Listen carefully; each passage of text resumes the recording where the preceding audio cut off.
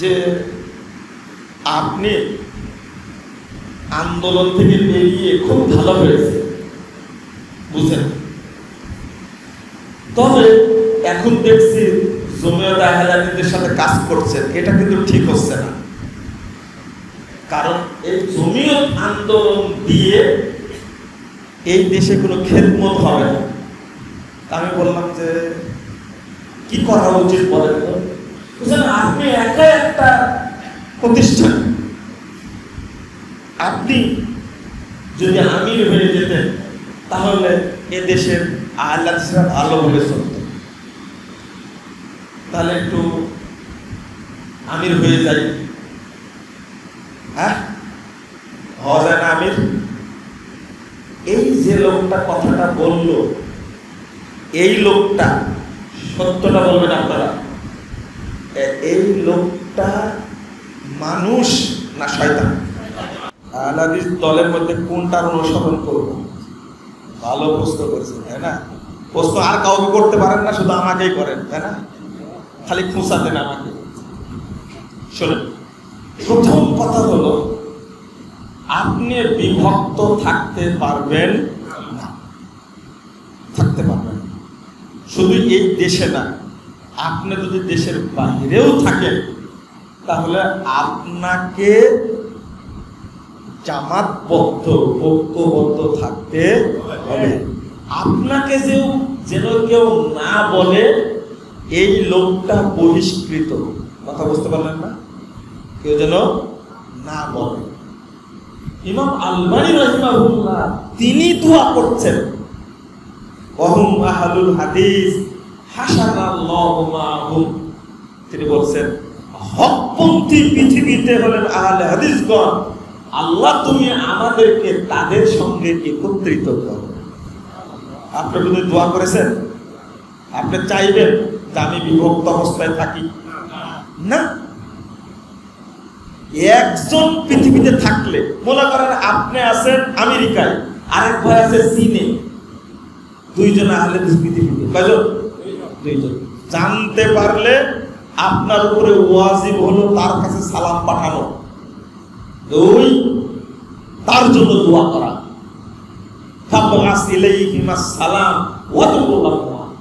বলছেন তুমি জানতে পারো পৃথিবীর পশ্চিম প্রান্তে একজন আহলে হাদিস আছে, সালাফি আছে, পূর্ব প্রান্তে একজন আছে, তোমার উপর দায়িত্ব হলো তাদের কাছে সালাম পাঠাও, তার জন্য দোয়া করো। আর আপনি একই গ্রামে থেকে 3 ভাগ, তাই না? এটা চলবে না, চলবে না, এই বিভক্তি চলবে না। তাহলে বোঝা গেল কোন দলে থাকতে হবে, বোঝা গেছে? হ্যাঁ, দলে দলে ভাগ হতে হবে। তাহলে এইটা মানলেই, এই নীতি মানলেই, বলেন তো যারা জান্নাতে ঢুকবে, বলেন তো সঠিক উত্তর কে দিতে পারে? জান্নাতে কি একা একা ঢোকা যাবে না? কেন? উত্তর দিতে কেন? হ্যাঁ, হ্যাঁ, একটা দল, হ্যাঁ, যে যার অনুসরণ করে তার সাথে যাবে জান্নাতে না জাহান্নামে? ভালো কথা বলেছে, যে যার অনুসরণ করে তার সাথে যাবে। কোথায় যাবে?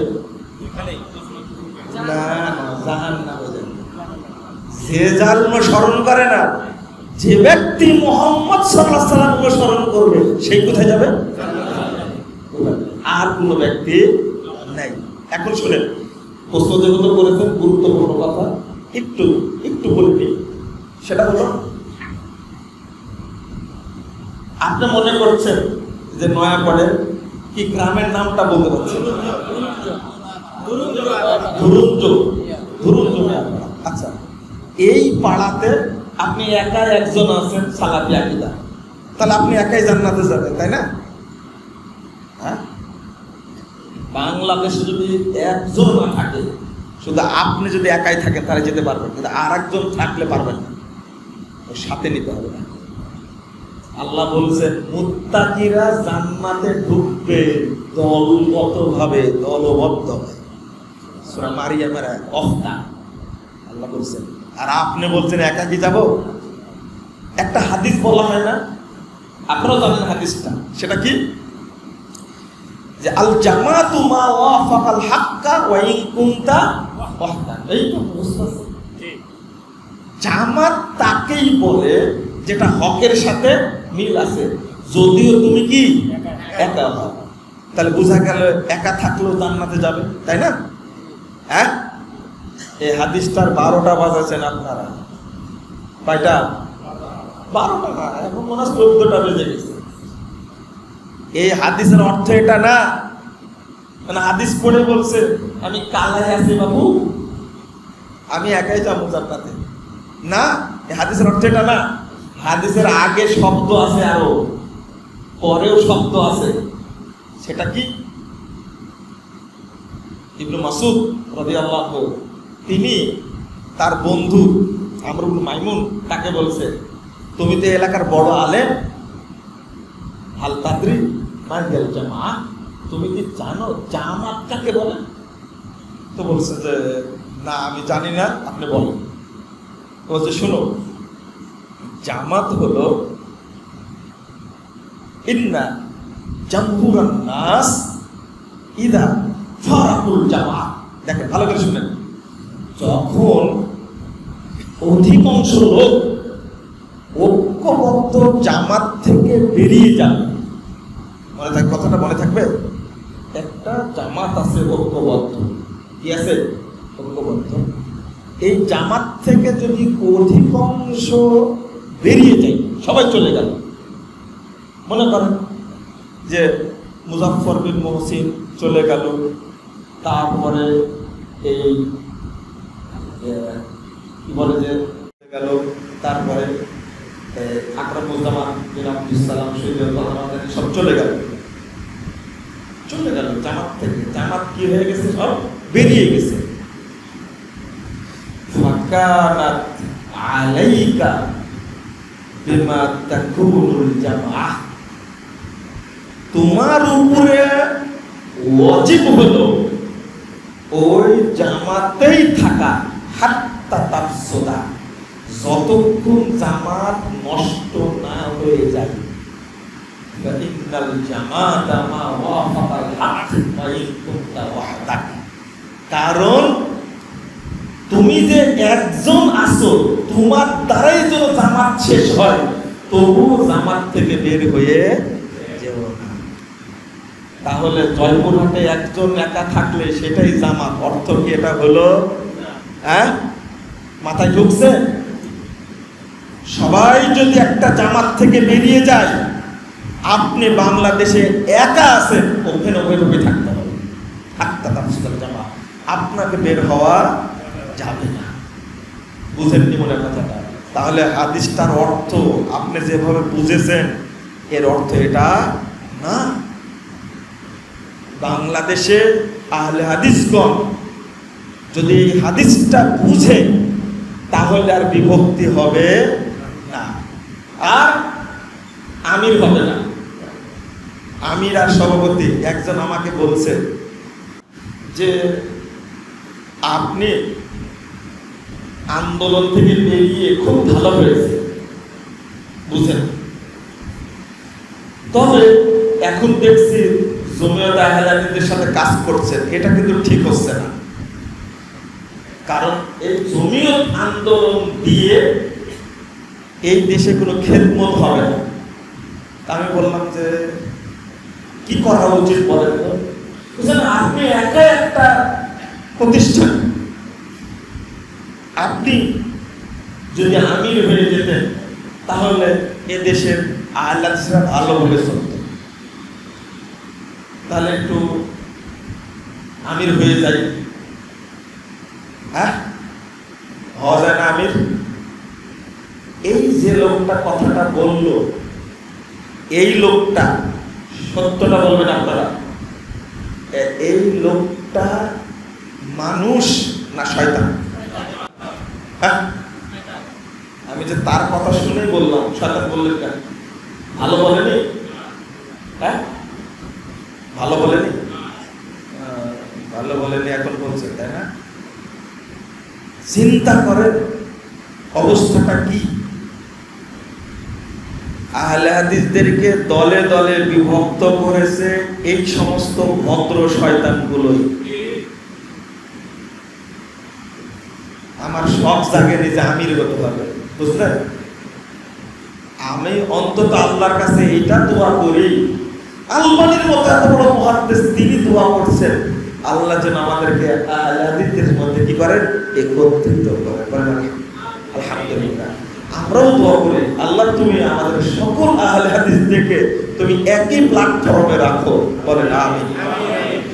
আমাকে যেন কেউ না বলে যে মুজাফফর বিন মুহসিন আহলে হাদিসদের থেকে বেরিয়ে গেছে, এটা যেন কেউ না বলে। আমি মনে করি না, যারা আহলে হাদিস আছে বাংলাদেশে আলেম ওলামা, আমি তাদের সবাইকে আল্লাহর ওয়াস্তে শ্রদ্ধা করি, আলহামদুলিল্লাহ। কারো কথা জনসম্মুখে ভুল করলেও আমি মুজাফফর সমালোচনা করি না, কিন্তু আপনারা প্রশ্ন করে খোঁচা দেন আর সঠিকটা বললে মনে করেন সমালোচনা করেন না। আমি জানি আকীদাটা, কোন আহলে হাদিস আলেমকে তার প্রতি যদি বিদ্বেষ পোষণ করে সে মুমিন থাকতে পারে না, প্রশ্ন আসে না। আল হুব্বু ফিল্লাহ ওয়াল বুগযু ফিল্লাহ, এই ঈমান কোথায় আপনার? আপনার একটা ভুল আছে, ভুল বলবো ভুলটা, 1 মিনিট। ভুলটা কি? মুজাফফর বিন মুহসিন যা বলবে এটাই সঠিক, এটা আপনি একটা বলদ, যদি চিন্তা করেন, বুঝতে পারেন না কথা? ডক্টর আব্দুল্লাহ ফারুক সালাফি যা বলবে সেটাই সঠিক, আপনি বলদ একটা। আব্দুর রাজ্জাক বিন ইউসুফ যা বলবে সেটাই 100% সঠিক, ওটাই অনুসরণ করতে বলদ একটা। প্রফেসর ডক্টর আসাদুল্লাহ গালেব যা বলবেন সেটাই সঠিক, আপনি একটা বলদ। পরিষ্কার?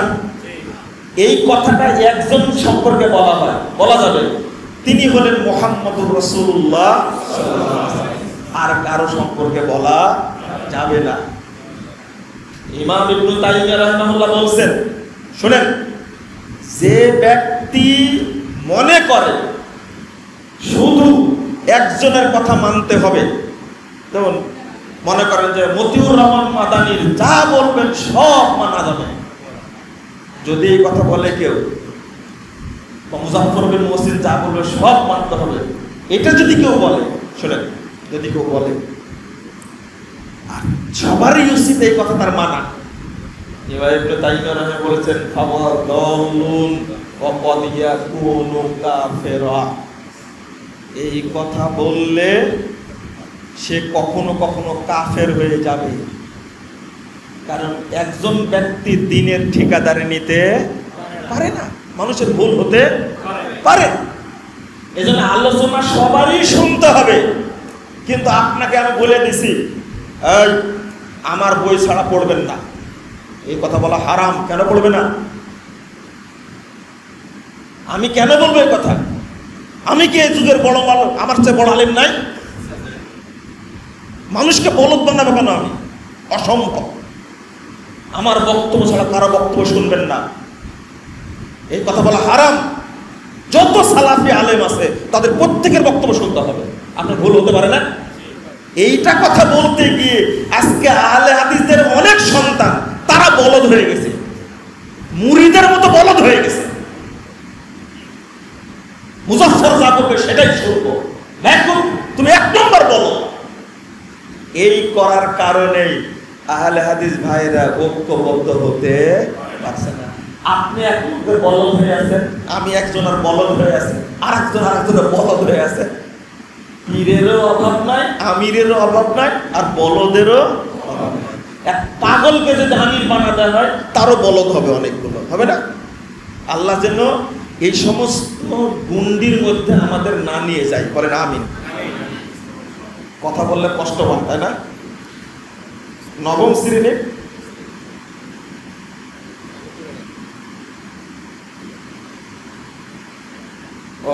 কোন বইয়ে এগুলো লেখা আছে, তাই না?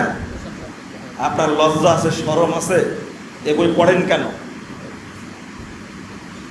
কেন? আপনাকে কি সরকার বাধ্য করেছে যেখানে বানর তৈরি হয় সেখানে ভর্তি করতে হবে সন্তানকে। আপনি তো 1 নম্বর বলো, আপনি আমার বেয়াদব। কোথায় মহিলাদের স্তন কত বড় হবে, কিভাবে শরীর শরীফা হবে, যে সমস্ত সিলেবাসে বইয়ে লেখা থাকে, এখানে সন্তান আপনি ভর্তি করেন, পড়াতে যান। আপনারই লজ্জা নেই, শরম নেই। মাদ্রাসায় পড়ান, আমি আমার সন্তানকে মাদ্রাসায় পড়াবো, কে বাধা দিবে? আপনি নিজে ইচ্ছা করে বলদ বানাতে যাচ্ছেন। আমি এটা পড়িও না, আলোচনাও করি না, কারণ যে সমস্ত প্রতিষ্ঠানে পড়লে বানর তৈরি হয়, এইগুলোতে ভর্তি করা মুসলমানের কোনো জায়েজই মনে করি না, হারাম মনে করি আমি। যারাই আলোচনা করে, সমালোচনা করে, তাদের ছেলেকে পড়ায় স্কুলে, মেয়েকে পড়ায় স্কুলে, ভাস্তাকে পড়ায় স্কুলে, ভাতিজিকে পড়ায় স্কুলে, আর আমাকে প্রশ্ন করেছেন। আমি আপনার কোনো বলদ না, কিন্তু উত্তর দিব আমি। যদি মুসলিম হন, ইসলামী আদর্শকে টিকিয়ে রাখতে চান, তাহলে নিজের প্রত্যেক সন্তানকে মাদ্রাসায় ভর্তি করুন। এ সমস্ত জাহিল প্রতিষ্ঠানে ভর্তি করার দরকার নাই। আপনার শরম যেদিন হবে, সেই দিন বাংলাদেশে পূর্ণাঙ্গ ইসলাম প্রতিষ্ঠিত হবে ইনশাআল্লাহ। সব নাস্তিকে ভরে গেছে। স্কুল বলেন, কলেজ বলেন, হাই স্কুল বলেন, বিশ্ববিদ্যালয় বলেন, বড় বড় খাটাস নাস্তিক ঢুকে আছে এর মধ্যে, আর হাসান এইগুলোকে পালছে। আর মুসলমানের পরিচয় দেন আপনি, বেহায়ার মতন প্রশ্ন করেন আমাকে। ওইগুলো আমি জায়েজই মনে করি না। যারা শিক্ষাক্রম তৈরি করেছে, এগুলো সব হলো নাস্তিকদের এজেন্ট। ওরা বাংলাদেশ মুসলিম রাষ্ট্র থাকে না, চাই না। আপনি কেন সমস্ত বই পড়ানোর জন্য ছাত্রকে ভর্তি করেন, সন্তানকে ভর্তি করেন? আপনার শরম লাগে, লজ্জা লাগে না? ঐক্যবদ্ধ হন। আমি আর কোন সন্তানকে সমস্ত সিলেবাসভুক্ত বইয়ে ভর্তি করাবো না। বাংলাদেশে 95% মুসলমানের দেশে এই সিলেবাস চলতে পারে, যেখানে সব হিন্দুত্বের মাদ্রাসার সিলেবাসে পর্যন্ত এই হিন্দু মূর্তির ছবি দেওয়া আছে, অপবিত্র সব। এই সিলেবাস নিয়ে বুঝতে পারেন আপনারা। সর্বশেষ কই একটা রিকোয়েস্ট যে আপনি এখানে আসলেন, দারুণ জমানা জয়পুর হাট এসে আপনার কেমন লাগছে? মুসলিমদের না না শোনেন, আলহামদুলিল্লাহ ভালো লাগছে বলে তো বক্তব্য দিচ্ছি, তাই না? এই যে পেটে ক্ষুধা সুসু করছে পেট, তাই না? দোয়া ইউনুস করছে, এই অবস্থাতে তো বক্তব্য দিচ্ছি। আলহামদুলিল্লাহ, আমি যেখানে আসি সেখানে একটা নিয়াত থাকে, আল্লাহ তুমি একজন মানুষকে হলো হেদায়েত দান করো এবং তার মাধ্যমে এই এলাকায় তুমি তাওহীদের আলো ছড়িয়ে দাও। আলহামদুলিল্লাহ, সারা বাংলাদেশে একটা শ্রেণী তৈরি হয়েছে, যুবক শ্রেণী। আগামী দিনে এরাই ডাক্তার হবে, এরাই জাজ হবে, এরাই বিসিএস ক্যাডার হবে। যারা আজকে ছাগল কাণ্ড ঘটাচ্ছে, যারা আজকে হচ্ছে সবাই বেনজির হব, আগামী দিনে এই সমস্ত পরিচয় দেওয়া যাবে না ইনশাআল্লাহ। এই বাংলাদেশ একদিন দুর্নীতি মুক্ত হবে ইনশাআল্লাহ। দোয়া করলে কবুল হয়, কেউ টিকতে পারবে না। আপনি যত বড়ই হন না কেন, যত বড় চোর হন না কেন, 40 বছর পরেও হলেও আপনার শাস্তি হবেই, এই বাংলার মাটিতেই হবে ইনশাআল্লাহ। যে দাপটে সারা বাংলাদেশে প্রধানমন্ত্রীর সবচেয়ে গ্রহণযোগ্য ব্যক্তি কত যে পুরস্কার পেয়েছে, সে ইঁদুরের গর্তে ঢুকছে, পৃথিবীর কোন দেশে আসে সে চেহারাও দেখাতে পারতেছে না, বুঝতে পারলেন? তার মর্যাদা ইজ্জত সব কি শেষ। বাংলাদেশে যাকে একটাকে চিনে, আজকে যে বিষয়ে বক্তব্য দিতে চেয়েছিলাম, ইকবাল ভাই বক্তব্যটা দিতে দেয়নি, মানে অন্য বিষয় বলতে চেয়েছিলাম আজকে, বুঝছেন? বাংলাদেশে এখন একটার বারটা ধরছে, এই শুরু থেকে শেষ পর্যন্ত আল্লাহ সবাইকে জায়গা মতো নিয়ে আসবে। যে যা করেছে তার পাপের প্রায়শ্চিত্ত ভোগ করতে হবে হবে হবে ইনশাআল্লাহ। আল্লাহর কাছে দোয়া করেন, আল্লাহ বাংলাদেশ যারা চুরি করেছে, আল্লাহ তুমি তাকে একটাও ছেড়ে দিও না, তার বিচার করো। বলেন আমিন। বিচার হবে বাংলাদেশে, যারা চুরি করেছে হবে বিচার ইনশাআল্লাহ। আল্লাহ যেন রহম করেন। তো আমি আপনাদের এই জায়গায় এসে আসলেই ভালো লাগছে। যদি একজন মানুষ আল্লাহ তাকে কবুল করেন তো এই এলাকায় তাওহীদের দাওয়াত প্রচারিত হবে ইনশাআল্লাহ, ইনশাআল্লাহ। এবং এই যুবক ছেলেরা যেভাবে কাজ করছে, আগামী দিনটা এই দেশটা তাওহীদের দেশ হবে ইনশাআল্লাহ। আল্লাহ যেন কবুল করেন, বলুন আমিন। আল্লাহ রাব্বুল আলামিন যেন এই মসজিদকে কবুল করেন। যারা মসজিদ তৈরি করেছেন, জমি দিয়েছেন, যে ভাইটার নামটা কি যেন, হ্যাঁ, আব্দুল কুদ্দুস, মাশাআল্লাহ, নামটা কত সুন্দর। ও আপনি রাসেলের শ্বশুর? আচ্ছা আচ্ছা, রাসেলের বাবা। ও ভাই, আর আবু মুসার বিআই, ওই যে বিআই। যাক, আলহামদুলিল্লাহ। আমি আপনাদের জন্য খাস করে দোয়া করি, আল্লাহ যেন এর ওসিলায় জান্নাতুল ফেরদাউস দান করেন, আমিন। আল্লাহ রাসূল বলে দিয়েছেন, মাম্মান লিল্লাহি মাসজিদান বানাল্লাহু লাহু বাইতান ফিল জান্নাহ। যে ব্যক্তি আল্লাহর জন্য মসজিদ তৈরি করবে, আল্লাহ তার জন্য জান্নাতে ঘর তৈরি করবেন। আলহামদুলিল্লাহ, আলহামদুলিল্লাহ। আল্লাহ যেন আমাদেরকে জান্নাতুল ফেরদাউসের সদস্য করে নেন, আমিন। বলুন, আমার কাছে একটা ওয়াদা করেন, নিজের পরিবারকে ইসলামিক করে গড়ে তুলবেন ইনশাআল্লাহ। আপনি রেখে চলে যাবেন, এই আকীদায় যদি না শিক্ষা দেন তাহলে এই আকীদা থাকবে না। আমরা যদি কিয়ামতের মাঠে আল্লাহ রাসূলের সাথে একসঙ্গে জান্নাতে যেতে পারি, আল্লাহ যেন আমাদের কবুল করেন, আমিন ইয়া রাব্বাল আলামিন। যারা এই মসজিদের রক্ষণাবেক্ষণ করছেন, সহযোগিতা করেছেন, দান করেছেন, আল্লাহ রাব্বুল আলামিন তাদের সকলকে কবুল করুন, আমাদেরও কবুল করুন। জাযাকুমুল্লাহ খায়রান। এবার দোয়া পড়ে নি আমরা, হয়েছে তো? প্রশ্নের উত্তর হয়েছে? দোয়া পড়েন। সুবহানাকা আল্লাহুম্মা ওয়া বিহামদিকা আশহাদু আল্লা ইলাহা ইল্লা আনতা আস্তাগফিরুকা ওয়া আতুবু ইলাইকা। ইতিহাস সম্পর্কে পৃথিবীতে মুসলিম ধর্মের ইতিহাস ছাড়াও আরো অনেক ধর্মের ইতিহাস আছে। এগুলো ইতিহাস কি বিশ্বাস করা যাবে? না, এই সমস্ত ইতিহাস বিশ্বাস করা যাবে না। এগুলো সব তৈরি করা। এগুলো কি কেউ কি বলবেন যে আদম আলাইহিস সালামের আগে কোনো বাপ ছিল?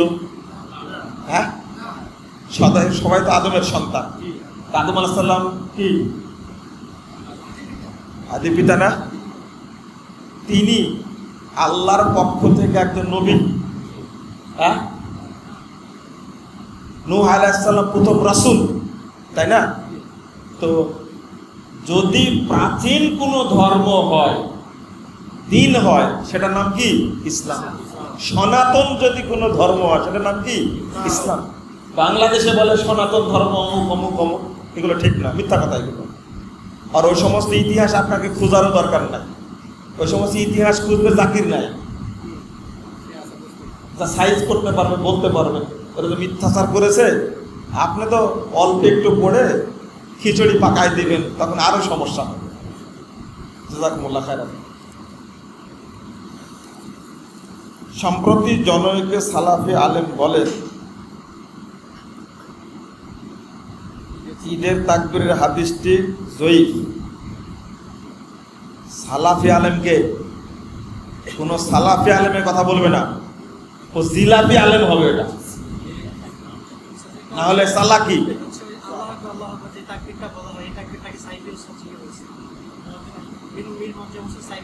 তো সালাফি হলে কি করে? হ্যাঁ, সি সি সি,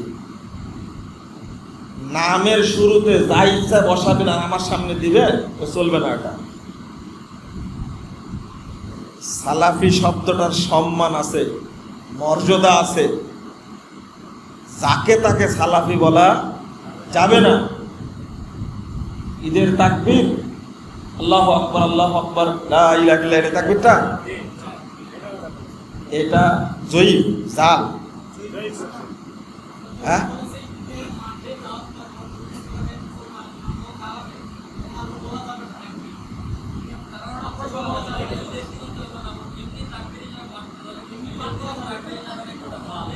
জাহেল কথা বলা যাবে না, বুঝাতে হবে মানুষকে।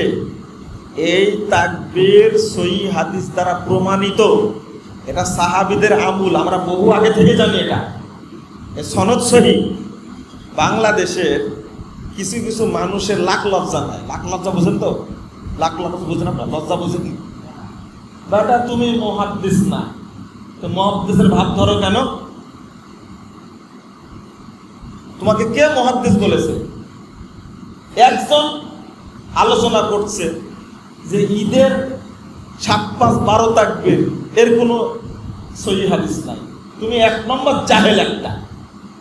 তুমি কি মুহাদ্দিস না মুহদ্দিস? মুহদ্দিস। ও মুহদ্দিস, মুহদ্দিস মানে কি জানেন? অপবিত্র। তোমাকে মুহাদ্দিস বলে কে? যারা মুহাদ্দিস পৃথিবীতে স্বীকৃত তারা বলছে হাদিস সহিহ, আর তুমি বলছো কি সহিহ হাদিস নাই। হাতুড়ি ডাক্তার বুঝেন তো? আর কি অরিজিনাল ডাক্তার বুঝেন তো? মানে এমবিবিএস করা, এফসিপিএস করা, এমএস করা, কত ডাক্তার হাতুড়ি ডাক্তার বলারা কিছুই জানে না। আমি সব জানি। এই হাতুড়ি ডাক্তারের মতো হয়ে গেছে এদের। আর একজন বলছে বুকে হাত বাঁধার কোনো সহিহ হাদিস না। জাহেল কোথাকার? সহিহ হাদিস মানে তুমি মুহাদ্দিস চিনো? বর্তমান পৃথিবীতে স্বীকৃত একটা মুহাদ্দিস, পরিচিত মুহাদ্দিস ইমাম আলবানী রাহিমাহুল্লাহ, মুহাদ্দিস না? যারা আলেম তারা বলছে ইবনে হাজার আসকালানির পরে আলবানীর মতো বড় মুহাদ্দিস জন্ম নেয়। আলবানীর বইটা পড়ে দেখো, আহমদ মোহাম্মদ শাকের, কত বড় মুহাদ্দিস, জাহেল কোথাকার। তার আলোচনাটা দেখো। এমবিবিএস ডাক্তার, এফসিবিএস করা, এই ডাক্তার রিপোর্ট দিয়েছে তো হাতুড়ি ডাক্তারের কাছে কিছুই না। হাতুড়ি ডাক্তারের কাছে চিকিৎসা নিতে গিয়ে রোগীর কি হয়? হ্যাঁ, মৃত্যু ঘটে, সার্টিফিকেট নাই। আমাদের দেশটা চলে হাতুড়ি ডাক্তারের উপরে। আশ্চর্য হবে। তারপরে এখন বেঁচে আছে বিখ্যাত মুহাদ্দিস আব্দুল মুহসিন আব্বা হাফিজাহুল্লাহ, মদিনা বিশ্ববিদ্যালয়ের কত আগে ডিন ভিসি ছিলেন। তোমরা একটা হাদিসের সনদ জানো না, মতন জানো না, পট করে বলে দিলে একটা কথা, আমরা মুহাদ্দিসদের কথা পর্যালোচনা করে বক্তব্য দেই। আর জাহেল বলছে বুকের উপরে হাত বাঁধার কোনো সহিহ হাদিস নাই। 1 নম্বর জাহেল। হাদিসের যারা তাহকিক করেছে, মুহাদ্দিস না হলে তাহকিক করা যায়? বলে তো দেখি। যারা তাহকিক করেছে বেটা তাদের কথা বল। যদি ভুল হয় স্বীকার করলে আমার আপত্তি নাই, কথা বুঝতে পারলেন? কিন্তু না জেনে ফুটপাট করে একটা কথা বলে দিবে। এক একজন এক একটা সালাফি সাথে, এই রফুল আদান করলে সালাফি হয়। আগে মানহাজ বুঝতে হয়, সালাফদের মানহাজ মেনে নিলে তবেই কি হয়? সালাফি হয়। জাযাকুমুল্লাহ খায়রান।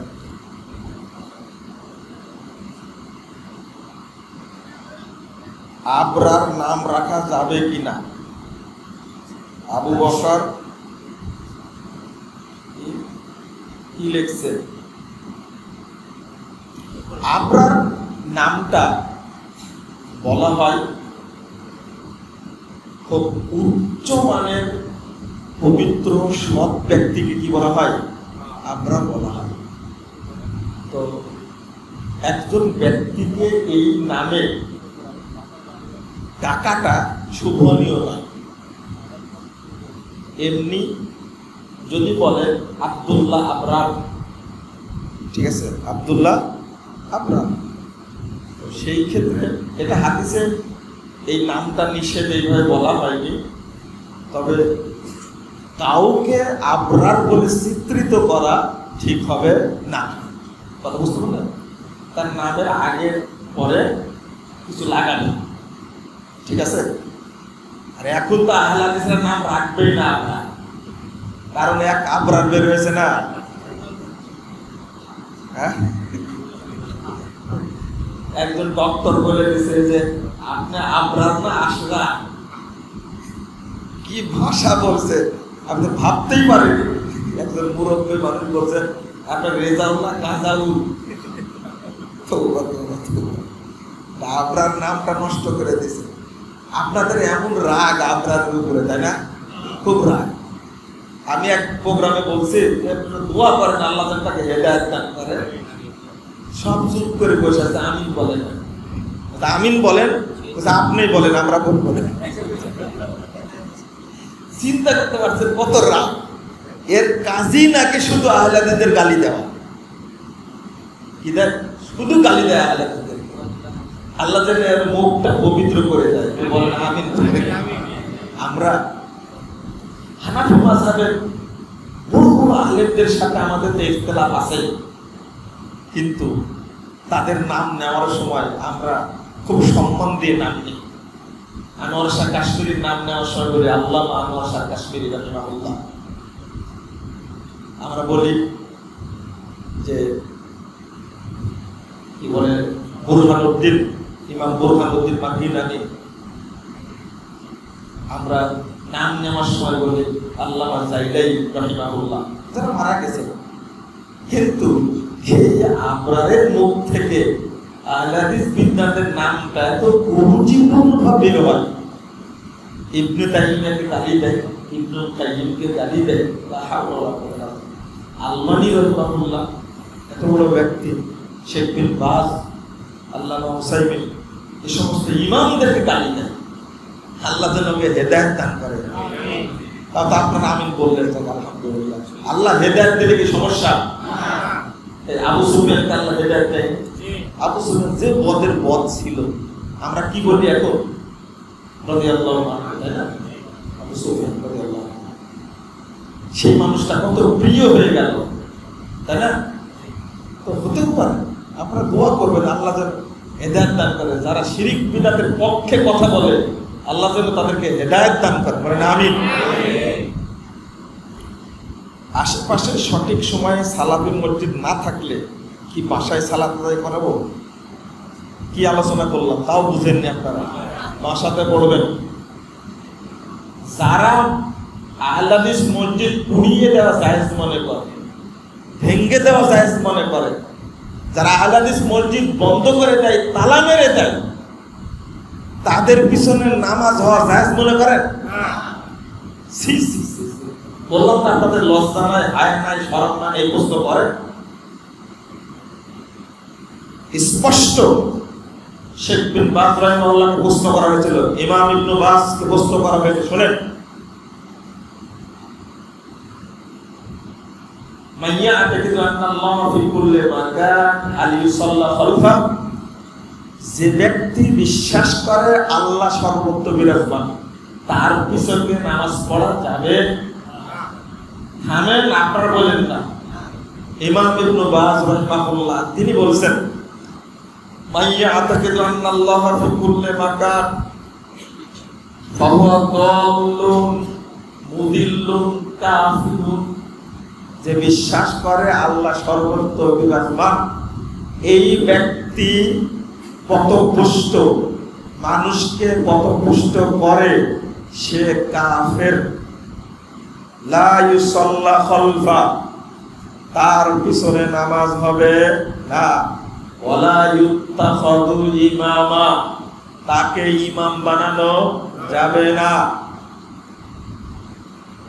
ইয়াজিবু আলাল মাসউলিন, মসজিদের দায়িত্বশীলদের উপরে ফরজ হলো, ওয়াজিব হলো আইয়ুবাইদুহু, তাকে ইমামতি থেকে বিতাড়িত করা।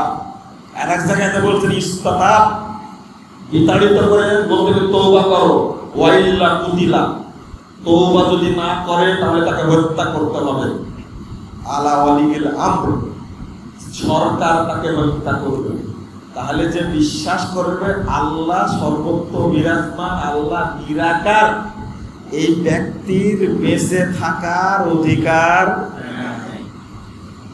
যারা বিশ্বাস করে নবী গায়েব জানে, নবী হায়াতুন নবী, হায়াতুন নবী বুঝেন তো, নবী নূরের তৈরি, এদের পিছনে নামাজ হবে না।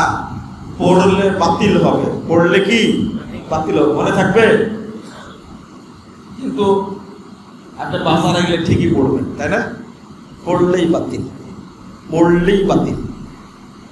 বাংলাদেশে এই বেদাতীদের আকীদা তো এটাই, প্রত্যেকের আকীদা এটা না? সংগঠন ও বিভক্তি নিয়ে আপনার অবস্থান কি? বাংলাদেশে